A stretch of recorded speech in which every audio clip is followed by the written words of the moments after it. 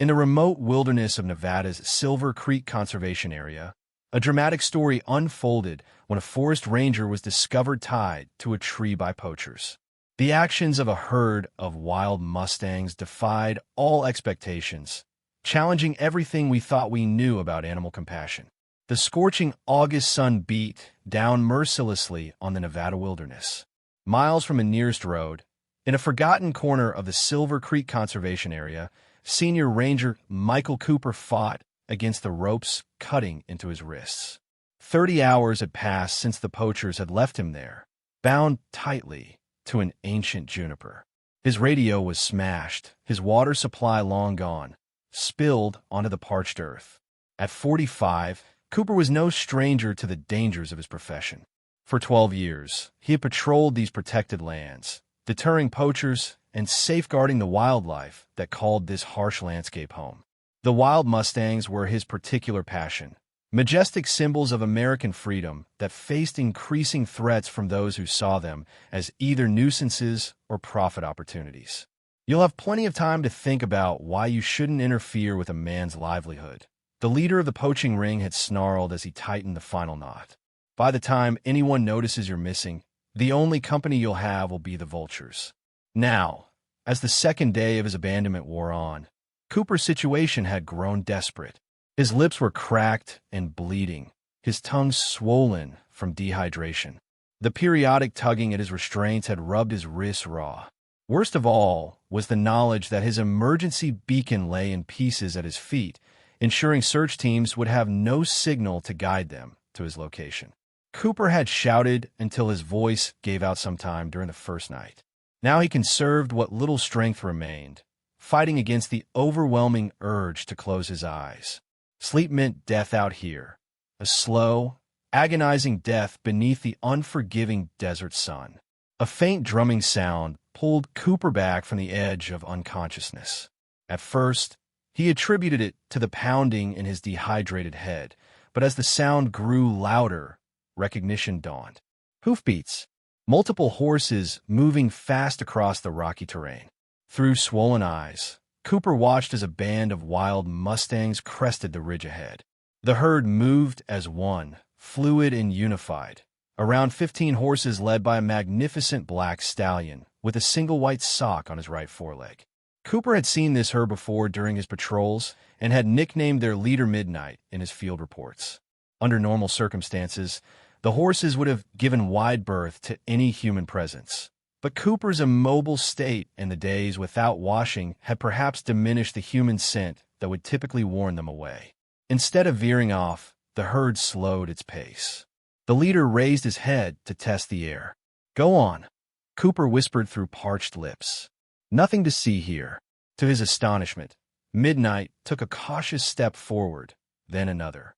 The stallion's ears flicked forward with interest rather than pinning back in fear. Behind him, a dun-colored mare and several younger horses followed cautiously, forming a loose semicircle about 30 yards from where Cooper was bound. Cooper remained perfectly still, hardly daring to breathe. In all his years in the wilderness, he had never been this close to a wild herd without the barrier of a vehicle between them. Then something even more extraordinary happened. Midnight approached even closer, lowering his great head to sniff at Cooper's boots. The ranger could see the individual whiskers around the stallion's velvety muzzle, the intelligent gleam in his dark eyes. "I don't suppose you know how to untie knots," Cooper murmured. What the stallion did next would be the first in a series of events that would challenge everything Cooper thought he knew about these magnificent animals and their capacity for understanding. As the sun began its descent toward the western ridges, casting long shadows across the scrubland, Midnight maintained his unexpected vigil near Ranger Cooper. The rest of the herd had spread out to graze on the sparse vegetation, but they remained unusually close, their normal wariness seemingly suspended. Cooper drifted in and out of consciousness, each awakening bringing the disorienting surprise of finding the Mustang still nearby. By his estimate, he had perhaps one more day before dehydration would claim his life. Search teams would be looking by now, but the conservation area spanned over 400,000 acres of rugged wilderness. Without a signal to guide them, finding him would be nearly impossible. During one of his lucid moments, Cooper became aware of a change in the stallion's behavior. Midnight had moved away and was pawing at the ground about 50 yards distant, his powerful forelegs digging with purpose. The behavior was not unusual in itself. Horses often pawed to check for water or to express impatience, but the intensity and focus were striking. "What have you found, boy?" Cooper whispered, his voice a raspy shadow of its normal tone. After several minutes of determined digging, the stallion's actions created a small depression in the earth. He lowered his muzzle to the freshly exposed soil, then raised his head abruptly, his ears pricked forward. To Cooper's astonishment, a tiny pool of water began to form in the depression, an underground spring revealed by the horse's instinctive knowledge of the land. Midnight drank deeply, then stepped back. Several other horses approached to take their turn. Under normal circumstances, Cooper would have been fascinated by this display of wild behavior. But now it was torture to watch the life-giving water, so close yet unreachable. The dun mare, heavily pregnant and moving with the careful grace of an expectant mother, broke away from the spring after drinking. To Cooper's shock, she approached him directly, water still dripping from her muzzle.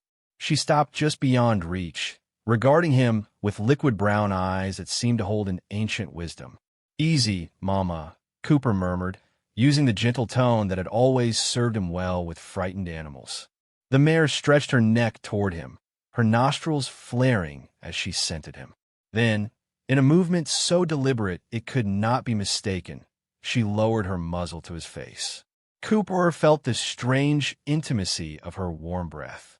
Then something even more unexpected, moisture from her muzzle transferring to his parched lips. Cooper's mind struggled to comprehend what was happening. The mare had brought him water. Not much, just a few drops clinging to her whiskers and lips after drinking, but she had unmistakably delivered it to him with purpose. "Thank you," he whispered, the moisture barely enough to tantalize his cracked lips. The mare backed away, returning to the herd, but the interaction seemed to trigger something in the group dynamics. Midnight approached the spring again, drinking deeply. Then, to Cooper's continued amazement, the stallion approached and repeated the mare's action, offering precious drops of water from his muzzle to the ranger's parched lips. One by one, several members of the herd performed the same ritual. None could bring much water, but collectively, they provided just enough moisture to ease the most agonizing edge of Cooper's thirst. It wasn't enough to save him, but it bought him precious hours. As darkness fell, the temperature dropped rapidly, the blessing and curse of the desert. Cooper shivered against the trunk of the juniper. His body's depleted resources provided little protection against the cold. The herd had settled nearby, an unprecedented behavior that defied everything Cooper knew about wild Mustang patterns. In the pale moonlight, Cooper watched as the herd shifted position. The pregnant dun mare rose from where she had been resting and, with slow, deliberate steps, approached Cooper again. To his utter disbelief, she lowered her substantial body to the ground beside him, pressing her warm flank against his side. Within minutes, two younger horses joined her, creating a protective circle of warm bodies around the ranger. Tears sprang to Cooper's eyes as he realized what was happening. These wild creatures, following some mysterious instinct or intelligence he couldn't begin to comprehend, were sharing their body heat to keep him alive through the cold desert night. "Why are you helping me?" Cooper whispered into the mare's mane, knowing he would never understand the answer. As he drifted into the most comfortable sleep he'd had since his ordeal began, Cooper couldn't know that the greatest miracle and his only real chance at survival would come with the dawn. First light broke over the eastern mountains, painting the landscape in hues of amber and gold. Cooper awoke to find the horses still surrounding him, their warm bodies having protected him from the worst of the night's chill. The dun mare rose slowly to her feet, shaking dust from her coat, before moving off to graze. The other horses followed, stretching and nickering softly to one another in the quiet morning. Cooper's situation remained dire. The small amount of moisture the horses had provided had been enough to prevent immediate death, but dehydration was advancing relentlessly. His vision blurred at the edges, and the pounding in his head had intensified. Without water and medical attention soon, he wouldn't survive another day. Midnight, who had maintained a watchful position throughout the night, suddenly raised his head, ears pricked forward in alert attention. The stallion issued a low, rumbling sound that caused the entire herd to pause their grazing and look toward him. Cooper had witnessed herd communication before, but never anything this deliberate or immediate in response. The black stallion trotted to the highest point of the nearby ridge, his powerful body silhouetted against the morning sky. He gazed intently into the distance, then issued a high, piercing whinny that echoed across the landscape. He repeated this call 3 times before returning to where Cooper was bound. To the ranger's astonishment, the stallion began nudging and pulling at the ropes that secured him to the tree. Though unable to untie the complex knots, the horse's efforts succeeded in loosening some of the bindings slightly, providing minimal relief to Cooper's raw wrists. "Good try, boy," Cooper murmured. "But I need human hands for this one." What happened next defied explanation. Midnight trotted back to the herd and engaged in what could only be described as a conference with several other horses. There was an exchange of soft nickers, head movements, and subtle body language that Cooper, even with his years of observing wild horses, had never witnessed with such complexity. Following this exchange, Midnight and 2 young stallions separated from the main herd. With a final glance back at Cooper, the 3 horses departed at a swift gallop, disappearing over the western ridge in the direction of the nearest ranger station, nearly 15 miles distant. Cooper watched them go with mixed emotions. Part of him mourned the departure of the magnificent stallion who had shown such unexpected concern. Another part recognized that wild horses needed to roam freely, not stay with a dying human. The remaining herd members continued their unusually close proximity, with the pregnant dun mare occasionally approaching to check on him. Hours passed under the intensifying sun. Cooper's condition deteriorated as dehydration advanced. He drifted between consciousness and a dreamlike state where the boundaries between reality and hallucination blurred. During one such moment, he thought he heard distant radio chatter and human voices calling his name. But he dismissed it as his dying brain manufacturing hope. It wasn't until a familiar whinny cut through his haze that Cooper forced his eyes open once more. There, cresting the eastern ridge, was a sight he could scarcely comprehend. Midnight had returned, his black coat lathered with sweat from hard running. Behind him came 2 Park Service vehicles, bouncing over the rough terrain at dangerous speeds. Cooper, the voice of Chris Martinez, his fellow ranger and closest friend, carried across the distance. "My God, we found you." As the vehicles skidded to a halt and rangers spilled out with medical kits and water, Cooper's gaze remained fixed on Midnight. The stallion stood at a safe distance now that humans had arrived, watching the rescue unfold with those same intelligent eyes. "How did you find me?" Cooper asked as Chris cut through his bindings and helped him take his first sips of water. "You're not going to believe this," Chris replied, glancing at the Mustangs now regrouping at a cautious distance. 3 horses, a black stallion and 2 younger ones, came right up to the station fence. They were making the biggest racket you ever heard, carrying on something fierce. When we came out, they'd run off a little way, then stop and look back like they wanted us to follow. Johnson thought I was crazy, but I swear they were leading us somewhere. Cooper's eyes met Midnight's across the distance. "I believe you," he said softly. As a medical team worked to stabilize him for transport, Cooper heard Chris radio back to the station. "We've got him dehydrated and roughed up, but alive. And Johnson, you're going to want to rethink everything you thought you knew about those Mustangs." 2 months after his rescue, Michael Cooper stood on the observation platform at Silver Creek Conservation Area. Though his physical wounds had healed, the experience had transformed him deeply. The poachers who had left him to die had been arrested, but Cooper's focus remained on the extraordinary animals that had saved his life. "Are you sure about this?" Chris Martinez asked, binoculars in hand. "Nobody would blame you for taking a desk assignment after what happened." Cooper shook his head. "I need to see them." His story had captured national attention. Skeptics dismissed his account of the Mustangs' help as hallucinations, but Cooper knew what he had experienced.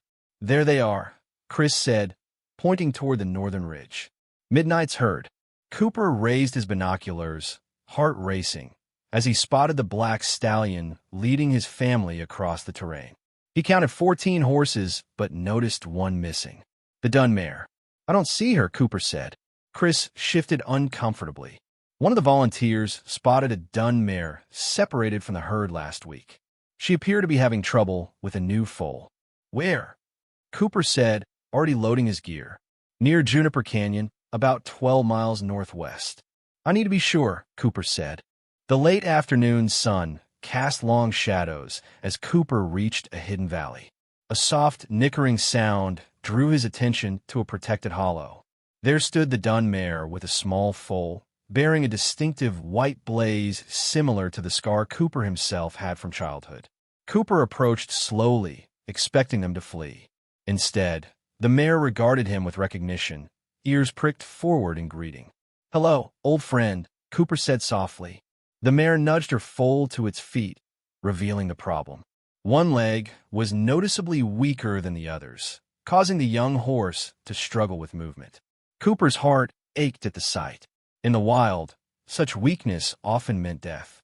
Yet this mare had stayed, protecting her vulnerable offspring. Cooper removed a specialized veterinary supplement from his pack, a nutrient-rich paste designed to strengthen bones and muscles in young horses. "I'd like to help," he said, holding out his hand. In a display of extraordinary trust, the mare approached without fear, allowed Cooper to stroke her neck, then stepped aside, creating a path to her foal. Cooper gently examined the weakened leg and applied a small brace he fashioned from materials in his pack. "I'll come back with better supplies tomorrow," he promised. Before leaving, Cooper placed a small GPS tracking device within a loose collar around the foal's neck to help him locate them again. As he backed away, the sound of galloping hooves approached. Midnight and the herd appeared on the ridge, having come searching for their missing members. Instead of displaying aggression, Midnight approached cautiously, exchanged soft nickers with the mare, then turned his gaze to Cooper. After a long moment, the stallion lowered his head in acknowledgement before leading his family away. Cooper watched them go, understanding that something unprecedented had formed between them, a connection that transcended natural boundaries, forged in mutual respect and assistance. The conference room at the Department of the Interior fell silent as Michael Cooper concluded his presentation. 6 months after his ordeal, he had launched a formal study of what scientists now called advanced prosocial behavior in the Silver Creek Mustang herd. "The evidence is incontrovertible," Cooper stated, gesturing to the data behind him. "We've documented 47 distinct instances of complex problem-solving, intentional communication with humans, and teaching patterns within the herd that challenge everything we thought we knew about equine cognition." The audience included Bureau of Land Management officials, conservation experts, and congressional staffers. The stakes were enormous. A proposed reduction in protected lands and increased roundups threatened thousands of Mustangs. Ranger Cooper, the BLM director, said, "While your personal story is compelling, anecdotal evidence isn't scientific proof. Managing these herds costs taxpayers millions annually." Cooper nodded to Dr. Elena Wright, the animal cognition specialist who had joined his team. "That's why we implemented rigorous observational protocols," Dr. Wright explained, advancing to a slide showing a complex sociogram of herd interactions. "What we're seeing represents a statistically significant deviation from established Mustang behavior patterns. The herd not only tolerates close human observation, but actively engages in intentional communication. These animals aren't just resources." Cooper added, "They're intelligent beings adapting to a changing world. Our policies must adapt too." "What exactly are you proposing?" the director asked. "A 3-year moratorium on herd reductions, non-invasive tracking instead of roundups, and expansion of protected territories based on our migration data." As skeptical murmurs filled the room, Cooper's phone buzzed with an alert. He quickly connected it to the presentation system. Before you dismiss our proposals, watch this footage captured 30 minutes ago. The video showed Midnight's herd encountering an injured hiker on a remote trail. Rather than fleeing, the horses approached cautiously. Midnight and Sage positioned themselves protectively, while two younger horses galloped to the research station, clearly seeking attention. The footage showed the team following these horses directly to the injured man, who was safely evacuated. "This isn't isolated," Cooper said. "This is the third time in 2 months they've sought help for an injured person. We have 7 cases of them alerting us to injured wildlife as well." The room remained silent, processing the implications. Senator Morrison's aide spoke first. "My boss would be interested in seeing your research firsthand." "I'd be honored to host the senator," Cooper replied. As the meeting ended, officials who had opposed Cooper's proposals now approached with questions. The tide was turning. Dr. Wright squeezed Cooper's arm. "When you first contacted me, I thought you might be suffering from post-traumatic delusions. And now I think we're rewriting textbooks on animal cognition and saving these magnificent animals from outdated policies," Cooper added. Cooper's phone buzzed with a message from Chris. Midnight's waiting at the observation point. "I swear he knows you're coming back today." Cooper looked at the DC skyline, then at his plane ticket to Nevada. The real work, building a bridge between species, awaited him in a wilderness where he'd nearly died. And somehow he knew Midnight would be watching for his return. 1 year after his rescue, Michael Cooper stood in a secluded valley the research team called the Sanctuary. What began as a simple field study had evolved into something revolutionary. A protected zone where the extraordinary relationship between the Silver Creek Mustangs and human researchers could develop naturally. Morning mist clung to the ground as Cooper surveyed the scene. Several members of Midnight's herd grazed peacefully nearby, including Sage and her year-old colt, Spirit, whose once weak leg had strengthened to near-normal function. The young horse bore the distinctive white blaze that mirrored Cooper's own scar. "They're early today," Dr. Wright commented, joining Cooper on their observation platform. "They must know it's a special occasion," Cooper replied. Today marked the official opening of the Silver Creek Wild Horse Cognitive Research Center, a facility dedicated to understanding and protecting the remarkable herd that saved Cooper's life. His seemingly fantastical story had developed into a groundbreaking scientific initiative with university partnerships and new federal funding. Senator Morrison's motorcade just passed the main gate, Dr. Wright said, checking her phone. Cooper acknowledged this, but remained focused on Midnight, who stood alert on a distant ridge, his powerful form silhouetted against the morning sky. The stallion had maintained his role as both leader and liaison between the herd and researchers. "I'm going to check on a new foal," Cooper said, walking toward the eastern end where several Mares with young offspring had established a nursery area.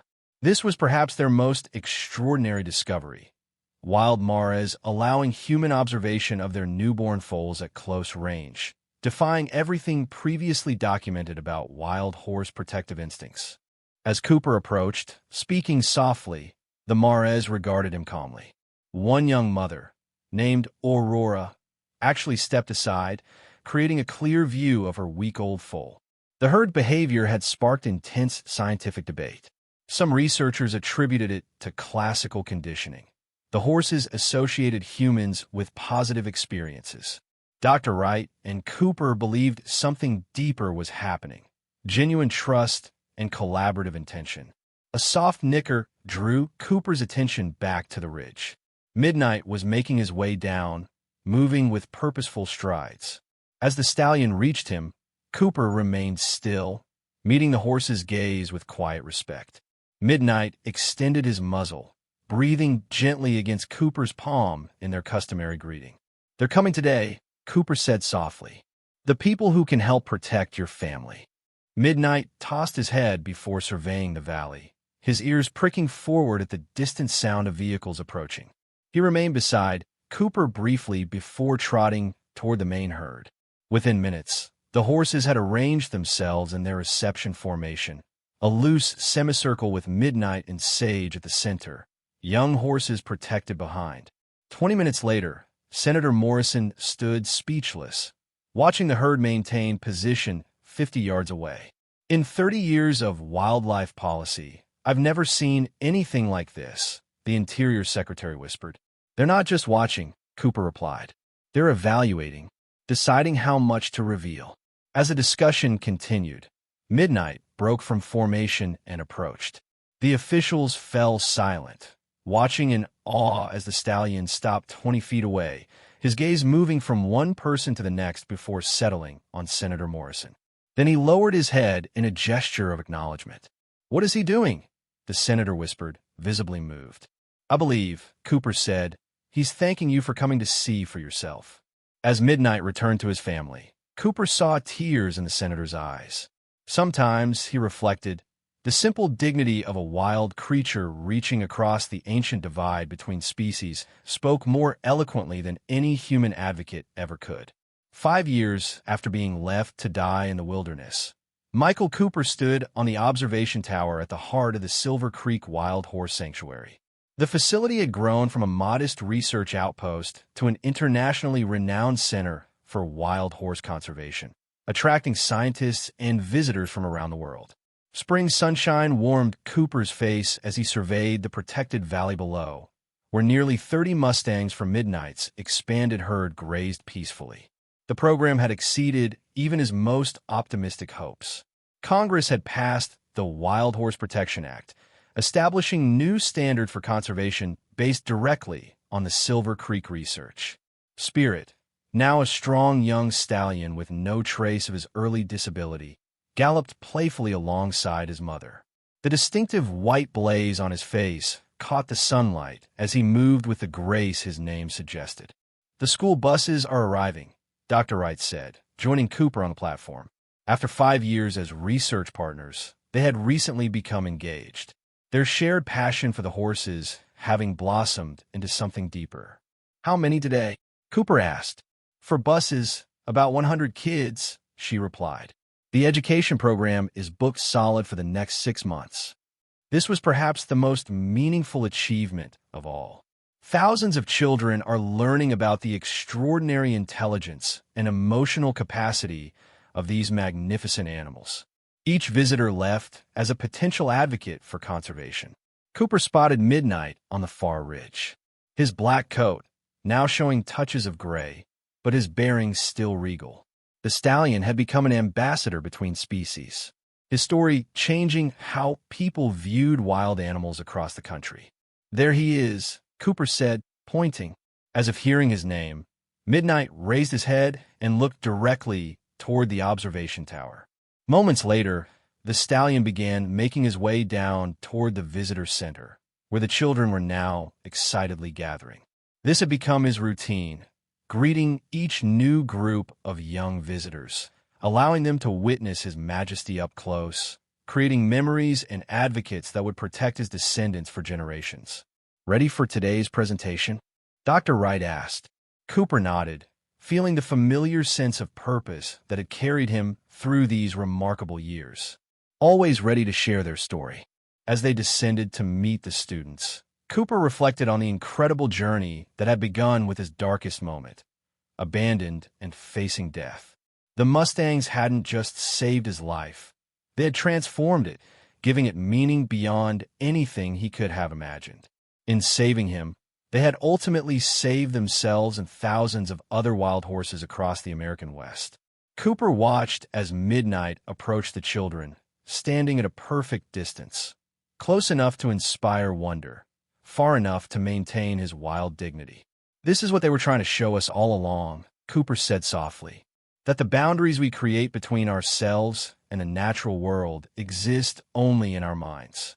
As education, science, and policy continue to evolve around the Silver Creek model, the Mustangs remain what they had always been, wild, free, and now, finally, truly understood. If this story touched your heart, like, subscribe to the channel, and leave a comment. Share it with someone who loves stories about the extraordinary connections between humans and animals, and help us spread the message that compassion knows no species boundaries.